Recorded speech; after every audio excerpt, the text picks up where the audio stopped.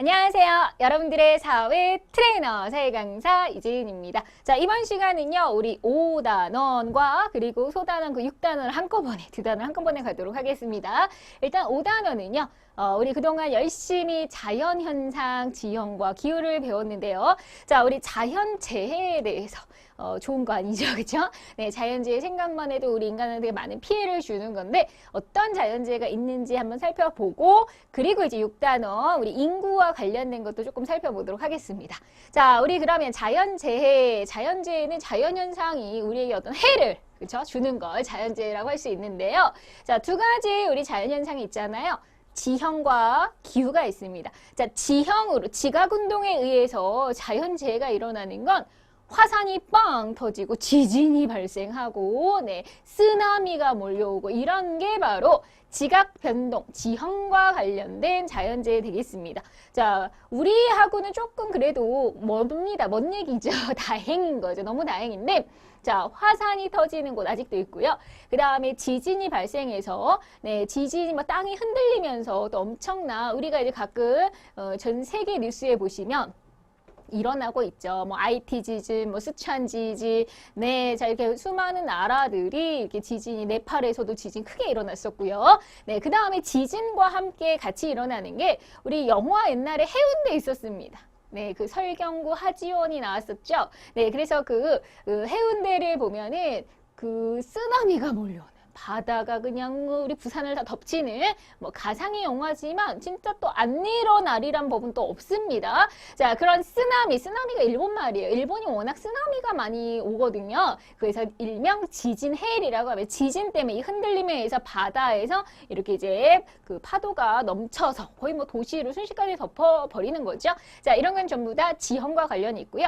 기후와 관련된 기후는 또 우리가 많이 일어납니다. 그래서 이 기상재해는 예를 들면 제일 많이 일어나는 게 이제 홍수 가뭄인 거죠. 비가 많이 와서 집중호우로 인해서 우리가 이제 물에 잠기는 그런 침수 사태에 있을 수 있고요. 또 비가 너무 또 안 왔을 때 가뭄이 일어날 수 있습니다. 특히 이제 태풍이 불어서 또 엄청난 비바람의 피해가 있을 수 있고요. 자, 이런 거 말고도 우리 눈이 많이 와서 폭설 겨울에 있죠. 뭐 자동차 정말 이만큼 어마어마한 높이로 이렇게 눈이 쌓이고 그다음에 폭우, 우박, 서리 우박이나 이런 거 잘못 맞아도 사람이 죽을 수도 있어요. 그게 너무 충격이 크면 그다음에 이제 뭐 토네이도 같은 이런 바람 그래서 우리는 홍수, 가뭄, 태풍이 우리에게 좀 친숙한데요. 자, 이렇게 지형과 관련된 재해도 있고 기후와 관련된 재해도 있습니다. 자, 이런 재해는 한번 일어나면 피해가 어마어마합니다. 무서워요. 그죠? 역시 인간이 자연을 함부로 하면 안 돼요. 그죠?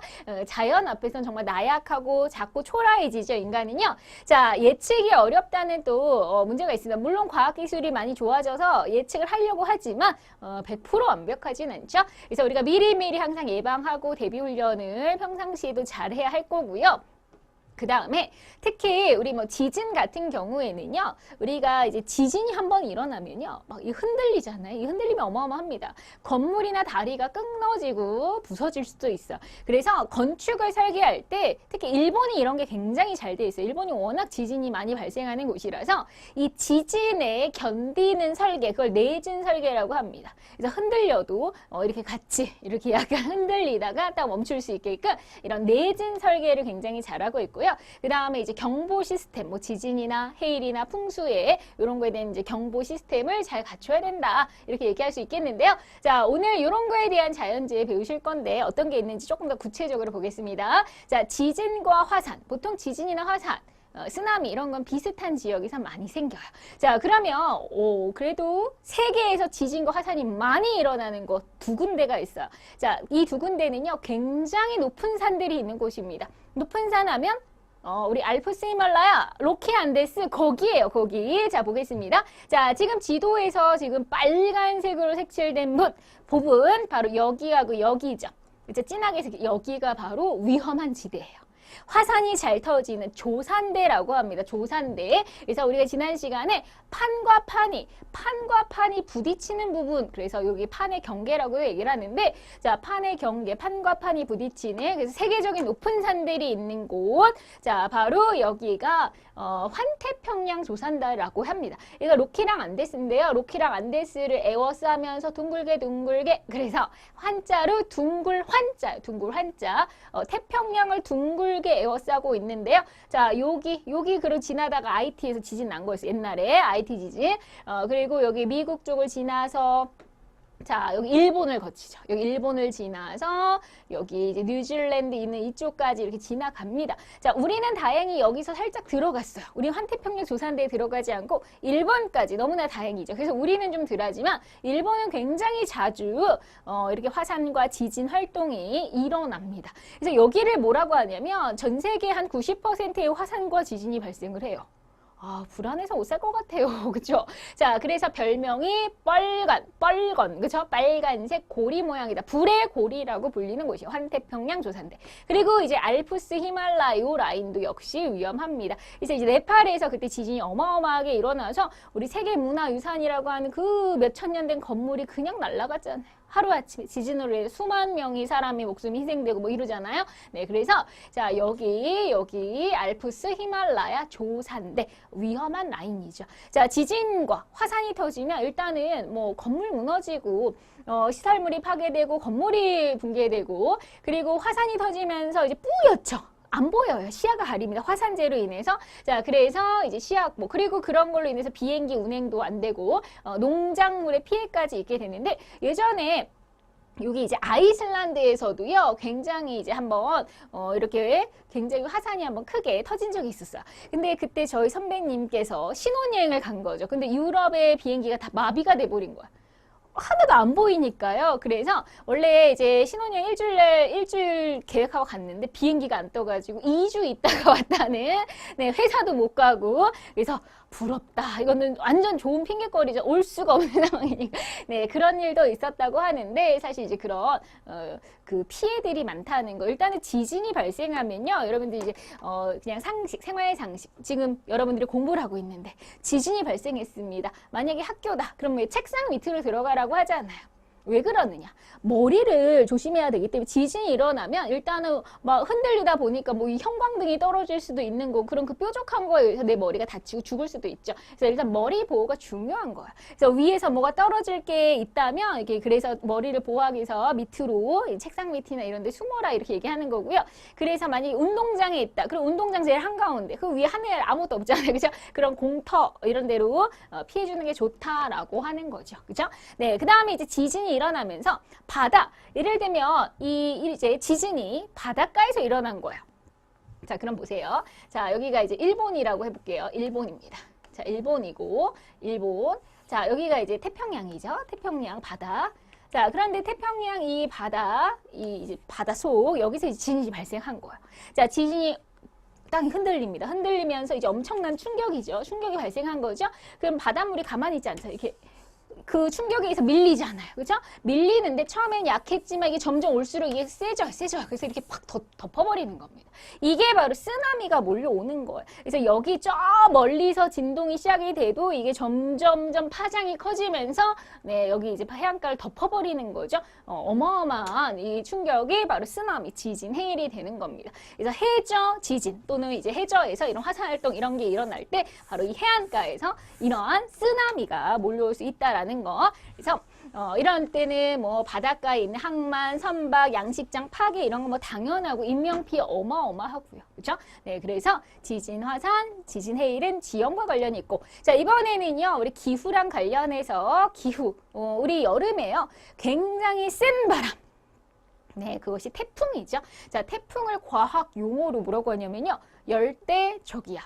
더 정확히는 열대 이동성 저기압이라고 해요. 자, 그래서 태풍은 열대 저기압이라고 부르는데 열대 지방에서 생겨요. 열대 지방에서 그것도 바닷가에서 생깁니다. 자, 또 역시 지도로 참고적으로 설명을 좀 해드려 볼게요. 네, 이렇게 이제 지금 세계 지도가 있는데, 자, 열대는 여기죠. 딱 적도 부근. 네, 그러니까 화살표들이 다 여기서 시작되죠. 여기서 이 바닷가에서 시작이 됩니다. 자, 그래서 이 열대 지역의 바닷가에서 시작이 돼서 바람이 이렇게 불어가는 건데, 자, 아시아에 오는 걸 우리가 태풍이라고 하는 거야. 아시아. 그 다음에 뭐 미국 쪽으로 가면 허리케인이라고 합니다. 네, 그 다음에 이게 또 인도 쪽으로 갈 수도 있는 거고요. 그러면 사이클론이라고 하고요. 호주 쪽으로 가면 오스트레일리아 쪽으로 가면 윌리라고 해요. 세계 4대 태풍이에요. 세계 4대 열대 저기압 이렇게 얘기하시면 되는데, 자, 그러면 우리가 태풍은요 엄청난 바람이 엄청 세요. 바람이 엄청 세면 간판 떨어지고 차가 뒤집힐 정도고요. 뭐 심하면 사람이 날아갈 수도 있어요. 네, 그래서 굉장히 예전에 제가 부산에 한번 갔었는데 네, 바람이 너무 센 거예요. 부산이 또 바닷가 근처라 바닷바람도 센데, 자, 우산을 이렇게 들고 있었어요. 근데 우산을 들고 있는데 바람이 워낙 세니까 그 우산이 이렇게 휙 이렇게 되는 거죠. 되게 민망해요. 이렇게 되면 얼른 또 이렇게 접어가지고 이렇게 만들면 또 휙 이렇게 되는 거야.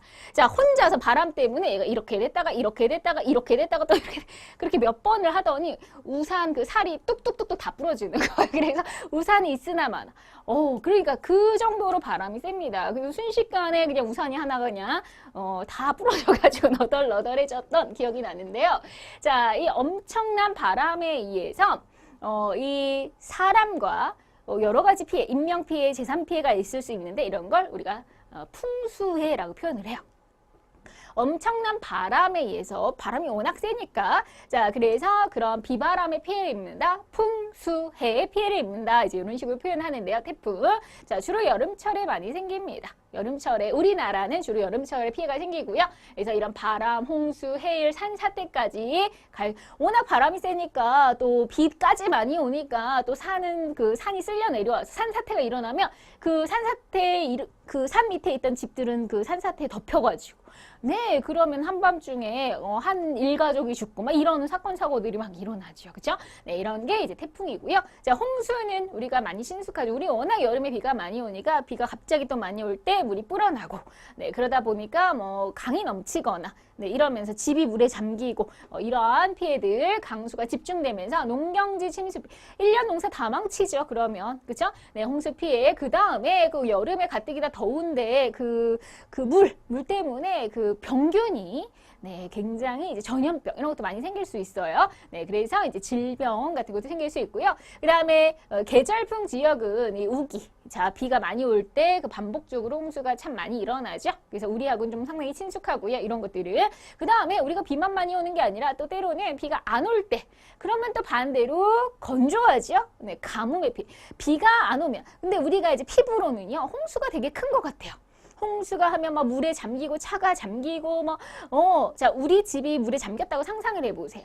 자, 흙탕물에 냉장고 잠기고요. 네, 그 지능탕 그 물이, 네, 그럼 아무것도 못 써요. 자동차 그것도 못 합니다. 그러니까 재산 피해가 엄청나죠. 그러니까 그리고 뭐 물에 빠져 죽었네 뭐 이러면서 이게 엄청 큰 피해로 생각이 되는데, 사실 가뭄 피해도 무섭습니다. 가뭄은요, 곡식을 다 말라 비틀어지게 만들죠. 네, 그러면 이게 이제 장기적으로 농사가 다 망치는 거죠. 식량 부족을 초래할 수가 있어요.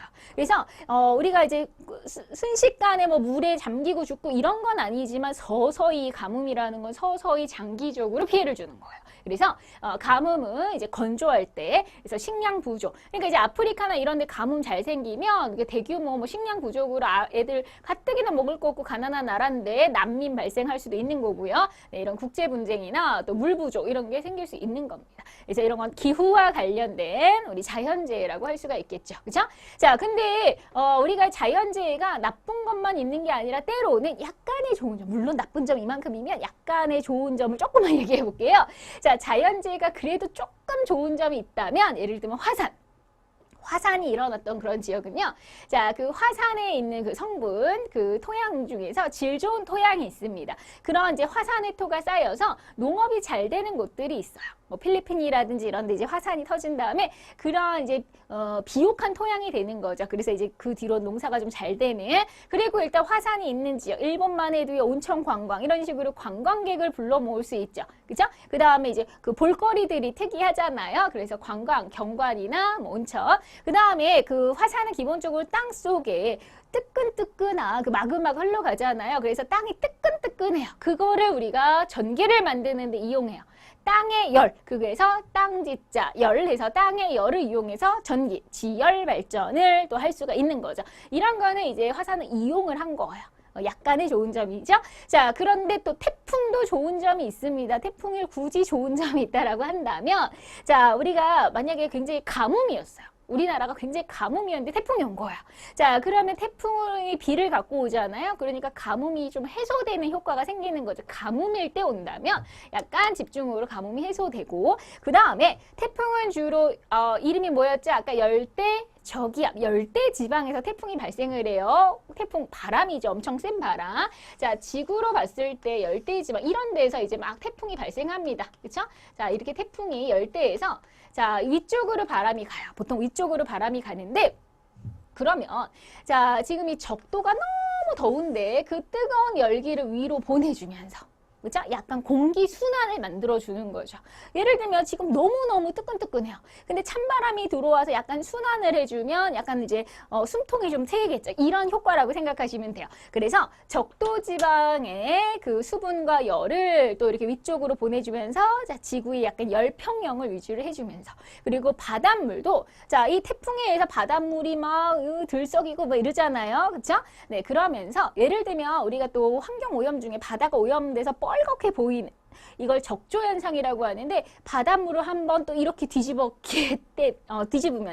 적조를 풀어주는 효과가 있습니다. 그래서 바닷물을 순환시켜주는 그런 효과도 있다. 자, 그래서 물론 피해가 이만큼이면 이런 약간의 좋은 점도 있을 수 있다라는 점도 한번 생각을 해봤고요. 자, 그러면 자, 자연재해, 지금 자연재해를 했는데 요즘엔 이 자연재해가 인간들 때문에 자연재해가 더 심해지기도 합니다. 도대체 인간들 때문에 자연재해가 더 심해지는 건 뭐냐? 자, 우리가 예를 들면 댐을 건설하면요.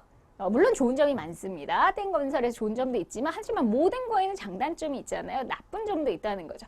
댐을 건설하면 자, 일단은 보통 이렇게 우리가 물이 이제 상류, 높은 데서 낮은 데로 흐르니까 자, 위쪽에다가 이렇게 댐을 만듭니다. 댐을 만들어요. 그러면 일단은 원래는 댐은 물을 고여 놓는 거잖아요. 그러니까 이런 지역은 물에 잠겨 버리겠죠. 댐으로 이제 선정되는 지역은 수몰 지역이 생기는 거죠. 그러면 이제 그 물이 항상 고여있지 않았던 지역에 물이 고이면서 기후가 변할 수 있는 거, 안개가 자주 끼고 이런 식으로 네, 농사가 좀 덜 된다거나 이렇게 될 수 있고요. 그 다음에 자, 물을 여기서 위에서 그 고여 놓잖아요. 저장을 해 놓잖아요. 그러니까 하류에 물이 부족할 수도 있습니다. 그러니까 아프리카 같은 경우에는요, 가뜩이나 물 부족한데 이게 상류에서 댐을 만들어 버리면 막 밑에 지역이랑 막 싸움 나요. 전쟁까지도 납니다. 네, 그래서 그런 이제 우리가 주변에 피해를 줄 수도 있고요. 그 다음에 우리가 강 같은 경우에도 요즘 공사를 많이 해요. 원래 강을 자연 상태에 냅두면 강은 원래 이렇게 약간 구불구불 흘러서 내려가는 경향이 있어요. 이게 자연의 흐름입니다. 근데 구불구불하기 싫은 거죠. 우리가 도시 개발도 해야 되고 하니까 이 강을 굳이 똑바르게 이렇게 바꿔요. 공사를 해서 이게 똑바로 흐를 수 있게. 자, 이게 왜 문제냐? 이게 왜 문제냐면요. 자, 우리가 강물이 흘러가는 속도를 보세요. 이렇게 구불구불구불. 이게 더 느리죠. 천천히 가죠. 이렇게 쭉 가면은 훨씬 더 빨리 흐르는 거죠. 직선으로 가니까. 근데 이제 우리는 여름에 비 오는 건 여전해요. 그렇죠? 여름에 비가 많이 옵니다. 근데 여름에 비가 많이 오면 갑자기 강물이 불어나는데 빗물이 빨리 이렇게 내려가니까, 그렇죠? 속도가 빨라지니까 그만큼 물이 빨리 불어나고 홍수도 더 많이 생긴다는 거예요.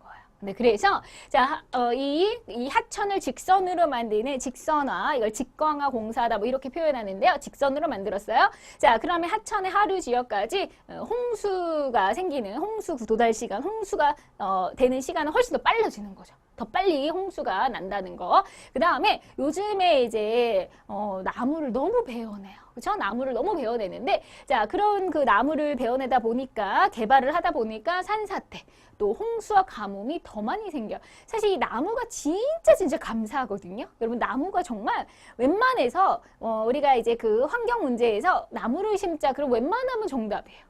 앞으로 어떻게 환경 문제 해결할 거면 나무를 심자. 그럼 웬만하면 정답. 자, 왜 그러냐? 나무가 너무 감사한 게요. 나무는요. 자, 산소가 나와요. 나무한테는 산소, 우리는 공기 마셔야 되잖아요. 산소, 맑은 공기. 자, 인간은요. 산소를 마셔야 되고 인간은 자, 제가 여러분들 같이 해볼까요?